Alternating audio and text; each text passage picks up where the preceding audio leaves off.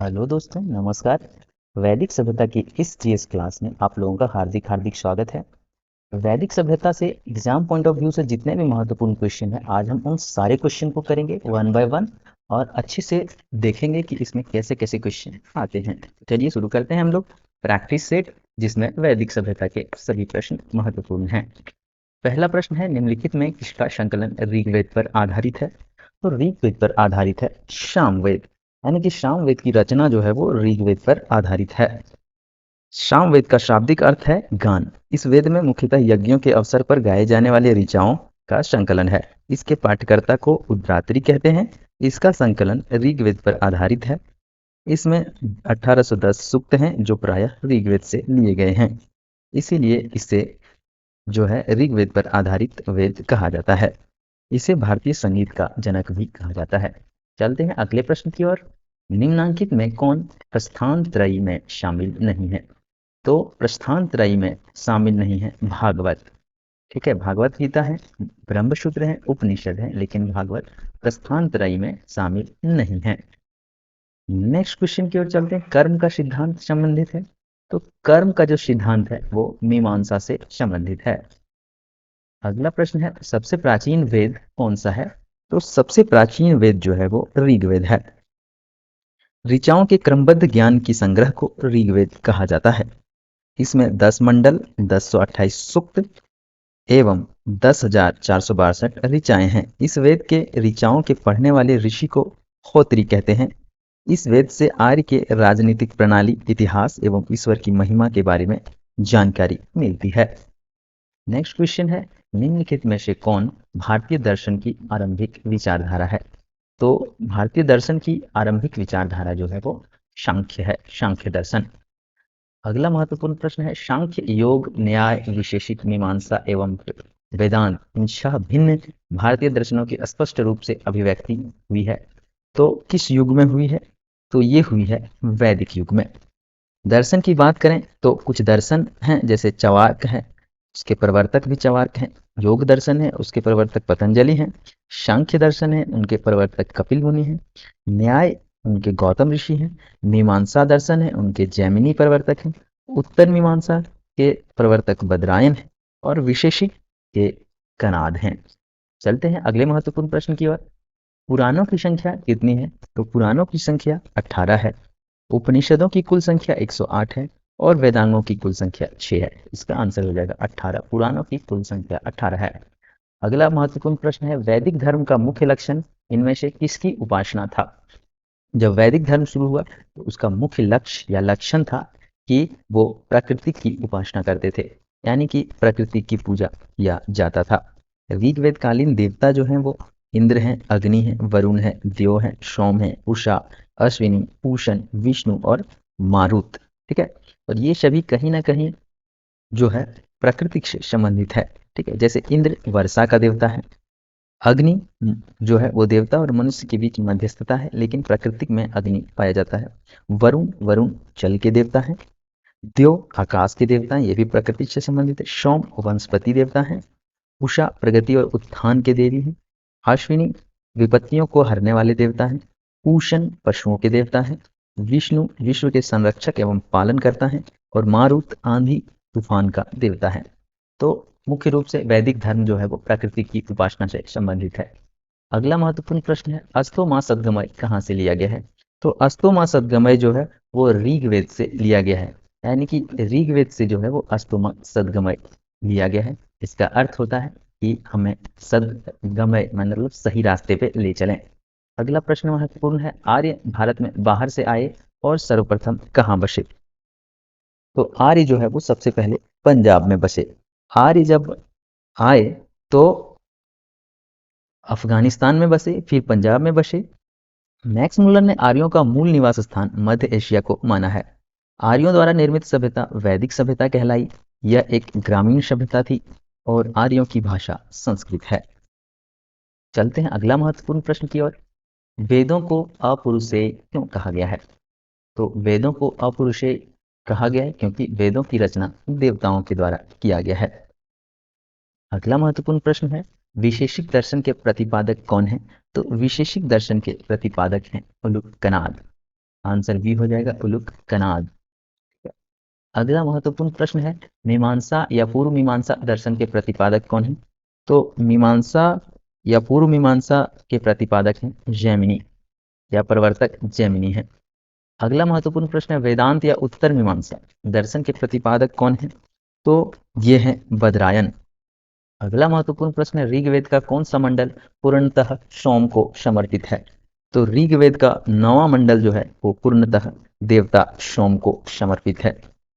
अगर ऋग्वेद की बात करें तो विश्वामित्र द्वारा रचित ऋग्वेद के तीसरे मंडल में सूर्य देवता सावित्री को समर्पित प्रसिद्ध गायत्री मंत्र है, यानी कि तीसरे मंडल में जो है वो गायत्री मंत्र है। 9वें मंडल में सोम देवता का उल्लेख है। ठीक है।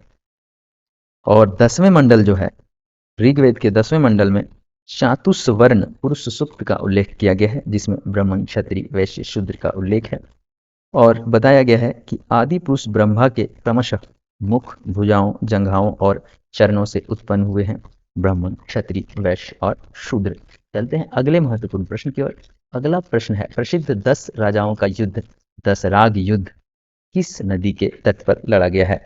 तो इसका आंसर हो जाएगा पुरुषनी नदी के तट पर। कुछ नदियां हैं और उनके ऋग्वैदिक नाम हैं। ठीक है। प्राचीन नाम कुब्र है और उसका आधुनिक नाम कुर्रम है। प्राचीन नाम कुभा है, जिसका अभी काबुल है। पहले जिसका नाम वितस्ता था, आधुनिक में उसका नाम झेलम है। ऋग्वेद में जिसका नाम आस्किनी था, अभी उसका नाम चिनाब है। और पुरुषनी जिसका नाम था वो रावी नदी है, यानी कि रावी नदी के तट पर 10 राज्य युद्ध लड़ा गया था। सतुद्री का आधुनिक नाम सतलज है, विपाशा का ब्यास है, सदानीरा का गंडक है, दृशधति का घग्गर है, गोमती का गोमल है और सुवस्तु का आधुनिक नाम स्वात है। चलते हैं अगले महत्वपूर्ण प्रश्न की ओर। धर्मशास्त्रों में भू राजस्व की दर क्या है? तो धर्मशास्त्रों में भू राजस्व की दर 1/6। आंसर सी हो जाएगा। चलते हैं अगले महत्वपूर्ण प्रश्न की ओर। आर्य शब्द का शाब्दिक अर्थ क्या है? तो आर्य शब्द का शाब्दिक अर्थ है कुलीन या श्रेष्ठ। चलते हैं अगले महत्वपूर्ण प्रश्न की ओर। प्रारंभिक आर्यों के बारे में निम्न कथनों में से कौन सा सही नहीं है? तो पहले देखते हैं कि सही कौन कौन सा है। वे संस्कृत बोलने वाले थे, सही है। वे घुड़सवारी किया करते थे, सही है। वे कई झुंडों में भारत पहुंचे, ये भी सही है। वे मुख्यतः नगरों में निवास करते थे, ये गलत है, क्योंकि वे ग्रामीण सभ्यता बनाए थे, यानी कि वे गांव में रहते थे, ग्रामीण निवासी थे वो।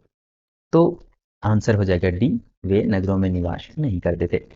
चलते हैं अगले महत्वपूर्ण प्रश्न की ओर। किस काल में अछूत की अवधारणा स्पष्ट रूप से उदित हुई? यानी कि कौन ऐसा काल है जिसमें यानी कि छुआछूत की जो भावना है वो पूरी तरह से आया? तो वो है धर्मशास्त्र के काल। एक ऐसा काल आया जिसमें धर्म शास्त्र रचना हुआ और धर्मशास्त्र में छुआछूत छूत की जो अवधारणा है वो प्रचलित हो गया। चलते हैं अगला महत्वपूर्ण प्रश्न की ओर। आरंभिक वैदिक साहित्य में सर्वाधिक वर्णित नदी है? तो सर्वाधिक वर्णित नदी जो है वो सिंधु है। सिंधु का वर्णन वैदिक साहित्य में सबसे ज्यादा हुआ है। चलते हैं अगला महत्वपूर्ण प्रश्न की ओर। वैदिक नदी कुभा, जिसे आधुनिक काल में काबुल कहा गया है, वह कहाँ पे है? तो वो अफगानिस्तान में पाया जाता है। इसका आंसर हो जाएगा अफगानिस्तान में, आंसर ए। नेक्स्ट प्रश्न की ओर चलते हैं। कपिल मुनि द्वारा प्रतिपादित दार्शनिक प्रणाली है? तो कपिल मुनि के द्वारा सांख्य दर्शन का प्रतिपादन किया गया था, तो इसका आंसर हो जाएगा डी, सांख्य दर्शन। अगला महत्वपूर्ण प्रश्न है, भारत के किस स्थल की खुदाई से लौह धातु के प्रचलन के प्राचीनतम प्रमाण मिले हैं? इसका आंसर हो जाएगा अतरंजी खेड़ा। यूपी में एक स्थान है अतरंजी खेड़ा, वहां की जब खुदाई हुई तो वहां से लोहे जो है वो कुछ बने हुए अस्त्र मिले हैं, जैसे तलवार वगैरह। तो लौह धातु का जो प्रचलन सबसे प्राचीनतम मिला है वो कहाँ से मिला है? अतरंजी खेड़ा से।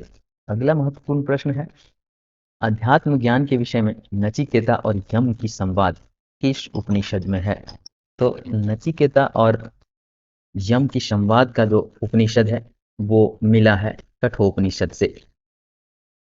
अगला महत्वपूर्ण प्रश्न है,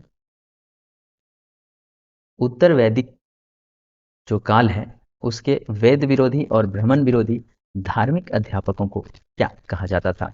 तो उसे कहा जाता था श्रमण। क्या कहा जाता था? श्रमण। Answer A. चलते हैं अगले प्रश्न की ओर। किस वेद में प्राचीन वैदिक युग की संस्कृति के बारे में सूचना दी गई है? तो ये दी गई है ऋग्वेद में। अगला महत्वपूर्ण प्रश्न है, निम्नलिखित में से उत्तर वैदिक काल में लिखे गए ग्रंथों का सही क्रम कौन सा है? तो उत्तर वैदिक काल में लिखे गए ग्रंथों का सही क्रम है वेद, ब्राह्मण, अरण्यक और उपनिषद। पहले वेद लिखा गया, फिर ब्राह्मण ग्रंथ लिखा गया, फिर अरण्यक ग्रंथ लिखा गया, फिर उपनिषद लिखा गया। अगला महत्वपूर्ण प्रश्न है, वेदों की संख्या कितनी है? तो वेदों की संख्या 4 है, ऋग्वेद, सामवेद, यजुर्वेद, अथर्ववेद। ठीक है। अगला महत्वपूर्ण प्रश्न है, कौन से 3 वेद संयुक्त रूप से त्रयी या वेद त्रयी कहलाते हैं? तो वेद त्रयी कहलाते हैं ऋग्वेद, यजुर्वेद और सामवेद। इसमें अथर्ववेद का योग नहीं है। अगला महत्वपूर्ण प्रश्न है, ऋग्वेद आर्यों का मुख्य व्यवसाय क्या था? यानी कि ऋग्वैदिक जो आर्य थे उनके मुख्य व्यवसाय क्या था? तो उनका मुख्य व्यवसाय था व्यापार, पशुपालन करना। ठीक है, इसका मुख्य व्यवसाय क्या था? पशुपालन। Answer A. अगला महत्वपूर्ण प्रश्न है, प्रथम विधि निर्माता कौन है? सबसे पहले जिन्होंने नियम कानून लाया, विधि का निर्माण किया वैदिक काल में, वो कौन थे? तो मनु। मनुस्मृति के बारे में आप लोगों ने सुना होगा। तो मनु ने एक मनुस्मृति लिखा है, उसमें बहुत सारे नियम कानून का वर्णन है, इसीलिए इसे प्रथम विधि निर्माता कहा जाता है। तो इसका आंसर हो जाएगा ये मनु। अगला महत्वपूर्ण प्रश्न है, ऋग्वेद में संपत्ति का प्रमुख रूप क्या है? तो वो लोग पशुपालन उसका सबसे बड़ा व्यापार था, तो वहाँ का प्रमुख जो संपत्ति था उन लोगों का, ऋग्वैदिक आर्यों का, वो था गौधन।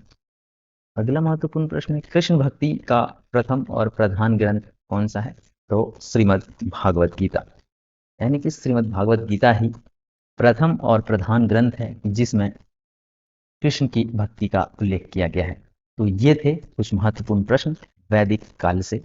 मिलते हैं फिर से हम अगले वीडियो में ऐसे ही महत्वपूर्ण प्रश्न लेकर अगले चैप्टर को लेकर आएंगे। तो बने रहें हमारे चैनल पर, लाइक करें, सब्सक्राइब करें, कमेंट करें और अपने दोस्तों को शेयर करें। धन्यवाद।